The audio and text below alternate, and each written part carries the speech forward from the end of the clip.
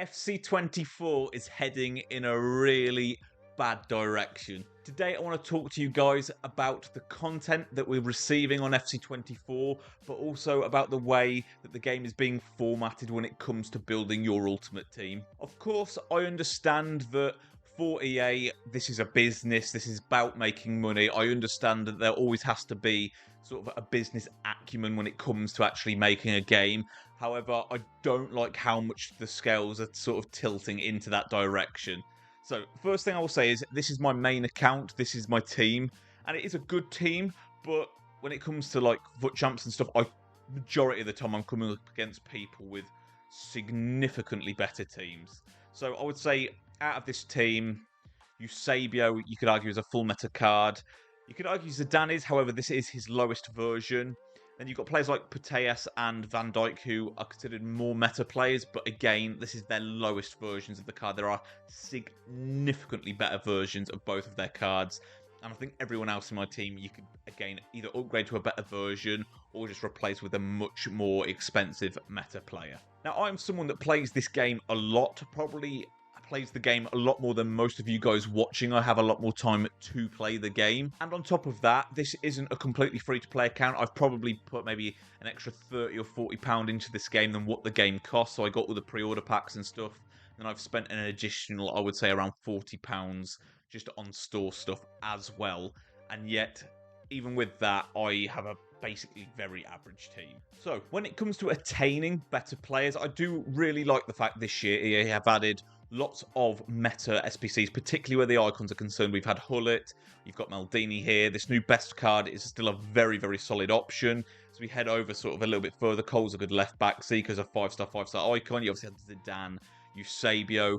So there has been really, really good cards to grind. However, when we look deeper into this, I feel like there's a slightly more not so positive reason as to why they have probably added these SBCs. To attain these players organically, in other words, without spending money out of your own pocket, you've got things like these 80+ player picks, and you've got these other upgrade packs and such, which is great. However, they're really bad value, the majority of these. You've got this one here that's repeatable, which is nice, something you can grind, but again, it's not a good value pick. For 2 881+ player packs, you've got to put in 5 rare players, and then the rest gold. Like, if you do a good handful of these, your club's going to basically be empty, and then you resort into coins. These other upgrade packs, such as, say, 85+ times 3 defenders, we go into this, it requires an 85 rated team and an inform, which is crazy. I mean, if we look at this attackers one, this requires an inform and an 86 rated team for what is only guaranteeing you 3 85s, which is just crazy. It's just not lucrative at all. It doesn't offer you value whatsoever. It's basically a pit for what you can attain organically. And then you get something like this 80+ player pick, and it's only 6 players, 1 rare. Really good value. That is something you could grind and really get together some good fodder, and then you could put that towards those really big player SBCs and actually organically earn these players. But then as we come back, flick this down, you only get 10 of these a day. I've done 3, which is why it says repeatable 7 times. So the only thing that offers us value is limited to doing 10 a day. Now, even if you have enough resources to do 10 a day, if we look at some of these good players like Hullet, there is 19 squads.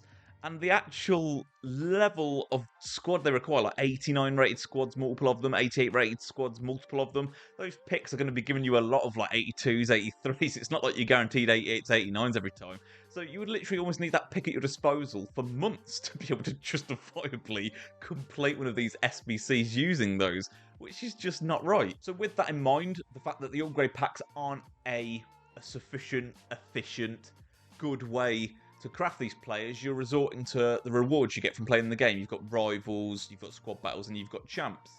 Now, rivals gives okay rewards. Squad battles has never offered good rewards for the time that you put in. And champs can be hit and miss, but is definitely the best in terms of actually netting you rewards.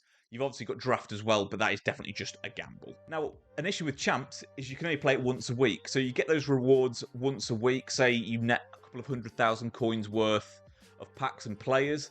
Well, that's great, but again, if you head over to these sort of icon SBCs, an 89 rated squad will cost you probably more than you can afford with one weekend league's worth of rewards. So you can maybe do a squad or two with your weekend league rewards.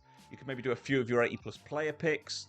You might be able to get a squad done with that, but then you're just not feasibly able to grind at these away. So what I'm basically saying is the upgrade packs, the rewards, they're all formatted in a way where it leaves you having to resort to the store packs.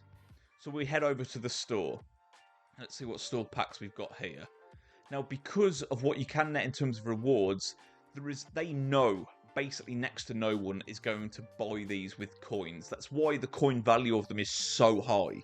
It almost makes it almost like moronic to buy these with coins with the way they're priced, which makes you then go, okay, so FIFA points is probably the better way of dealing with this. But like a pack that's 4,000 FIFA points, if we actually look at what that would cost us, I mean, 2,800 is £22 plus, so you'd probably have to buy that £8.99 one and then maybe like the 500 one. Like you're talking like over £30 for like one pack, and that is crazy. Like the game, even if you bought like the biggest edition, the Ultimate Edition is £80, so it's like 50% of what the game costs just to open a pack to contribute towards doing one of these meta player SBCs. So unless you're willing to spend a crazy amount of money on this game to attain all of these top meta players, to be able to net you the better rewards and such, it's just not feasible. Like, I've done Zidane and Eusebio, but that has required me to spend some money and spend a lot of time.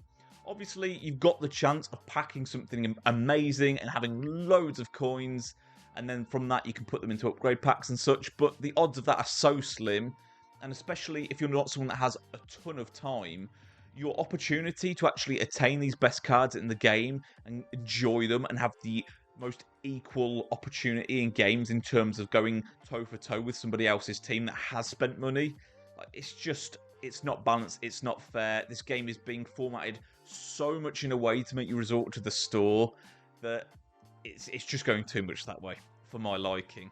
And obviously, an added issue that comes with the store being so overly priced is that, as a lot of you guys will know, coin selling is a big thing. Now, I'm not someone that condones coin selling. I don't like it. However, the problem is because they offer you more for your money than the current packs are with FIFA points, people are resorting to coin sellers and going down that route. Now, not only is that against terms of service, so you're putting yourself at risk, but if you're willing to take that risk, you're getting more for your money.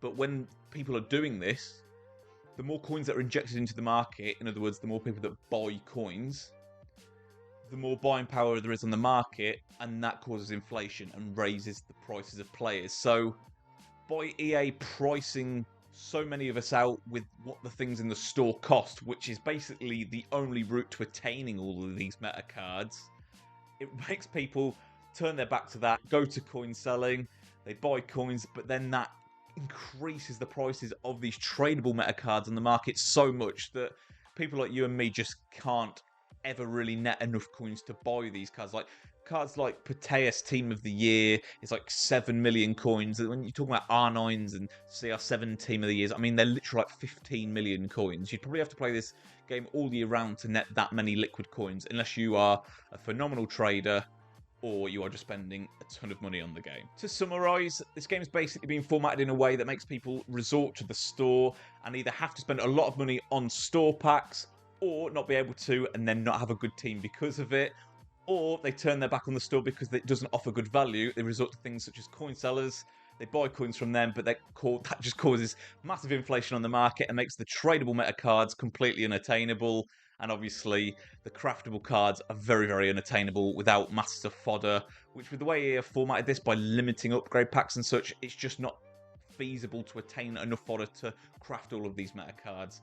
So it almost is just a shambles. It's just all being catered towards making you have to spend money in order to have a fair shot in your games, and I just don't like that as a system. I think it should be a matter of you can spend your money or you can spend your time, but there is no amount of time that you can spend on this game that is rendered equal to what spending your money will get you, and I just do not like that format. Give me your thoughts down below, guys. Maybe I'm missing something. Maybe there is a way around playing this game where you can attain the Mbappes, the Eusebios, the Hullits, the Maldinis, all organically, and maybe I'm just doing it wrong. Like I said, I've played this game on Ultimate Team specifically since FIFA 11. I've played FIFA since FIFA 2001. I've love this game, and I just don't like seeing it get so money heavy, so microtransaction heavy, because this is all about being able to grind the game and attain the best players. That's the fun of it. So for it to get to a point where you hit a ceiling and you can't punch through that without spending money, I just think that's kind of that's just not a format that interests me. I don't know. Let me know what you guys think. If you didn't make it this far in the video, though, guys, as always, I really appreciate your time. If you did enjoy it, please subscribe to the channel if you haven't already and turn your bell on. Take care, guys.